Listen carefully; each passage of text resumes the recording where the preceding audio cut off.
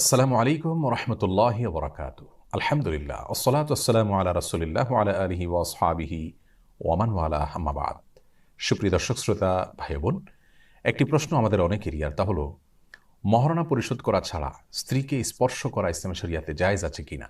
একজন স্ত্রী তিনি তার স্বামীকে মহারণা পরিশোধ না করার অজুহাতে শারীরিক সম্পর্ক থেকে বাধা প্রদান করার অধিকার রাখেন কিনা। এ প্রশ্ন উত্তরে আমরা বলতে চাই, কোরআন হাকিম আল্লাহ তাআলা ইরশাদ করেছেন, ও আতুন নিসা আসাদুকাতিহিন্না নিহলা, অর্থাৎ তোমরা তোমাদের স্ত্রীদের মহারণাগুলোকে পরিশোধ করবে অপরিহার্য রূপে, অর্থাৎ এটি মেয়েদের অধিকার, স্ত্রীর অধিকার। মহারণা যেহেতু স্ত্রীর অধিকার, সম্মানিত মুসলমান ভাই বোনেরা, আজকে আপনাদের একটা ইসলামিক প্রশ্ন নিয়ে এসেছি। খুবই গুরুত্বপূর্ণ ইসলামিক প্রশ্ন। আজকে ইসলামিক প্রশ্নটার জন্য আপনারা ইতিমধ্যে অনেক ভুল করে ফেলবেন। আজকের ইসলামিক প্রশ্নটি হচ্ছে, দেয়ার মহল না দিয়ে স্ত্রীর শরীরে টাচ করা যাবে কিনা এবং এই অজুহাতে স্ত্রী শারীরিক বাধা দিতে পারবে কিনা। এই নিয়ে আজকে ইসলামিক প্রশ্নটি। আসুন এই ইসলামিক প্রশ্ন উত্তরগুলো শাহেখ আহমদুল্লাহ এর কাছ থেকে জেনে নিই। শাহেখ আহমদুল্লাহ এর উত্তরগুলো। সেজন্য ইসলামী শরিয়া মহারণার বিষয়টিকে সম্পূর্ণরূপে স্ত্রীর উপরে ন্যস্ত করেছে, অর্থাৎ স্ত্রীর সিদ্ধান্তই ইসলামী শরিয়ার সিদ্ধান্ত হিসাবে বিবেচিত হবে এক্ষেত্রে। তবে সাধারণ অবস্থায় বিবাহের মজলিসে বা বিবাহের সময়ই মহারণা পরিশোধ করে দেওয়া উচিত এবং উত্তম। রাসূল করিম সাল্লাল্লাহু আলাইহি সাল্লাম যে সমস্ত বিবাহ নিজে সম্পাদন করেছেন, সে সমস্ত বিবাহের যে বিবরণ হাদিসে উঠে এসেছে, আমরা দেখতে পাই সেখানে তিনি উপস্থিত মজলিসেই পাত্রকে, বিবাহেচ্ছুক ব্যক্তিকে মহারণার বিষয়ে প্রশ্ন করেছেন এবং অনেক সময় মহারণা তার কাছ থেকে আদায় করে দিয়েছেন ওই মজলিসেই। বোঝা গেল তাহলে বিবাহের মজলিসে বা বিবাহের সময়ই নগদেই মহারণা পরিশোধ করে দেওয়া হলো উচিত এবং উত্তম, এটি হলো সুন্নাহ।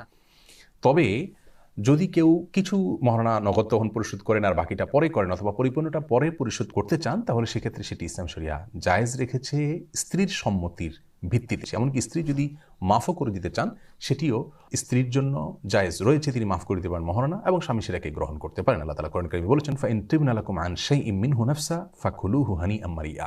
তোমাদের স্ত্রীগণ তোমাদেরকে যদি কোনো ছাড় দেন তাদের মহারণা থেকে, তাদের অধিকার থেকে, তাহলে সেটা তোমরা ভোগ করতে পারো। তবে আমাদের সমাজে যেটি ট্র্যাডিশন হয়ে দাঁড়িয়েছে, তাহলে বেশিরভাগ বিবাহের ক্ষেত্রেই মহারণা বাকি রাখা হয় এবং নগদে পরিশোধ করা হয় পরিপূর্ণরূপে। এরকম বিবাহের পরিমাণ খুবই কম। এই জিনিসটি ইসলামী শরিয়ার দৃষ্টিকোণ থেকে মোটেও ভালো কিছু নয়, কারণ একজন পুরুষ বিবাহের জন্য তিনি অগ্রসর হবেন তখনই যখন তার কাছে মহারণার ব্যবস্থা হবে, অর্থাৎ মহারণার অ্যারেঞ্জ করেই তো তিনি বিবাহে নামবেন। কিন্তু মৌলিকভাবে বাসরে যদি স্ত্রী তার স্বামীকে সুযোগ দেন যে তুমি মহারণা পরে পরিশোধ করিও, তাহলে সেটি স্ত্রীর সে অধিকার রয়েছে। আর যদি স্ত্রী বাসর রাতে স্বামীকে বাধ্য করেন যে মহারণা পরিশোধ করতে হবে আগে, স্পর্শ করার আগে, শারীরিক সম্পর্ক করার আগে, তাহলে সেই অধিকার সারা বিশ্বের সমস্ত উলামায়ে কেরামের ঐক্যমতের ভিত্তিতে স্ত্রী রয়েছে। রাসূল আকরাম সাল্লাল্লাহু আলাইহি সাল্লামের মেয়ে ফাতেমা রাদিয়াল্লাহু তাআলা আনহা, তাঁর বাসরের সময় তিনি কিন্তু আলী রাদিয়াল্লাহু তাআলা আনহুকে বাধ্য করেছিলেন মহারণা পরিশোধ করার, অর্থাৎ বাসর করার আগেই মহারণা যেন পরিশোধ করা হয়, এবং তিনি একটি লৌহবর্ম দিয়ে তার মহারণা তিনি পরিশোধ করেছেন রাসূল আকরাম সাল্লাল্লাহু আলাইহি সাল্লামের নির্দেশে। যদি স্ত্রী একবার সে অধিকারকে ছাড় দেন, অর্থাৎ স্বামী পরবর্তীতে পরিশোধ করবেন সেরকম প্রতিশ্রুতির ভিত্তিতে বা স্বামীর প্রতি সুধারণার ভিত্তিতে যদি ছাড় দেন এবং শারীরিক সম্পর্ক হয়, তাহলে পরবর্তীতে আর কখনো মহারণা পরিশোধ যদি স্বামী না করেন, টালবাহানা করেন, ঘোরাঘুরি করেন, তাহলে সেক্ষেত্রে স্ত্রী শারীরিক সম্পর্ক করা থেকে স্বামীকে বাধা দিতে পারেন কি না। এ বিষয়ে জমহুর বা বেশিরভাগ ওলামায়ে কেরাম, ইমাম আবু ইউসুফ, ইমাম মুহাম্মদ, ইমাম শাফি, ইমাম আহমদ ইবনে হাম্বল রাহিমাহুল্লাহ সহ বেশিরভাগ ওলামায়ে কেরাম, ইমামগণের মত হলো যে পরবর্তীতে আর বাধা দিতে পারবে না। একবার যদি স্বামীকে সুযোগ দিয়ে থাকেন, তাহলে পরবর্তীতে আর বাধা দেওয়ার অধিকার তার থাকবে না। কিন্তু ইমাম আবু হানিফা রাহিমাহুল্লাহর মত হলো এক্ষেত্রে যে পরবর্তীতে যদি স্ত্রী দেখতে পান স্বামী প্রতারণা করছেন বা ঘোরাঘুরি করছেন বা টালবাহানা করছেন বা দিচ্ছেন না, পরিশোধ করছেন না, যেহেতু স্বামীর প্রতি বিশ্বাসের জায়গা থেকে সুযোগ দিয়েছেন তিনি, অতএব বিশ্বাস ভঙ্গ করার দায়ে স্ত্রী তার নিজেকে গুটিয়ে রাখতে পারেন এবং শারীরিক সম্পর্ক করতে বাধা দিতে পারেন। এক্ষেত্রে দলিলের দিক থেকে আবু হানিফা রাহিমাহুল্লাহর মতটি অধিকতর আমার কাছে শক্তিশালী মনে হয়, যদিও জমহুর বা বেশিরভাগ ওলামায়ে কেরাম বা ফতোয়া হলো প্রথম মতটির উপরে, অর্থাৎ একবার যদি সুযোগ দেওয়া হয় তাহলে দ্বিতীয়বার আর বাধা দেওয়ার এখতিয়ার থাকবে না। অনেকে মনে করেন বাসর রাতে স্ত্রীকে বিশেষ কিছু দেওয়া, মহারণার কিছু অংশ দেওয়া, এটা সুন্নাহ বা ভালো কাজ।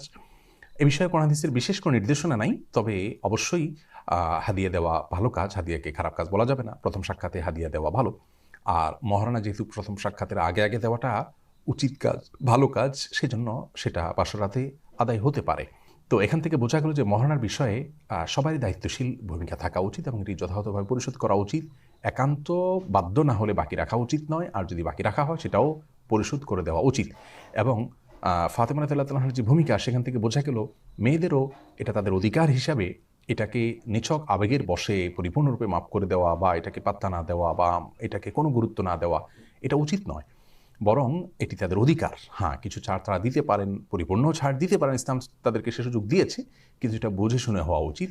আবেগের বশে বিশেষ পরিস্থিতিতে বাসর রাতে স্বামী হয়তো মাপ চাইলেন অথবা আর্গুমেন্ট করলেন আর তার ভিত্তিতে তিনি মাফ করে দিলেন, এমনটি হওয়া উচিত না, হলে সেটা সুচিন্তিতভাবে হওয়া উচিত।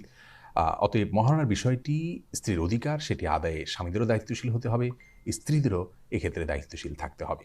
আল্লাহ রাব্বুল আলামিন আমাদের সকলকে সব ক্ষেত্রে কোরআন এবং সুন্নাহর সমস্ত বিধিবিধানগুলোকে মেনে চলার তৌফিক দান করুন।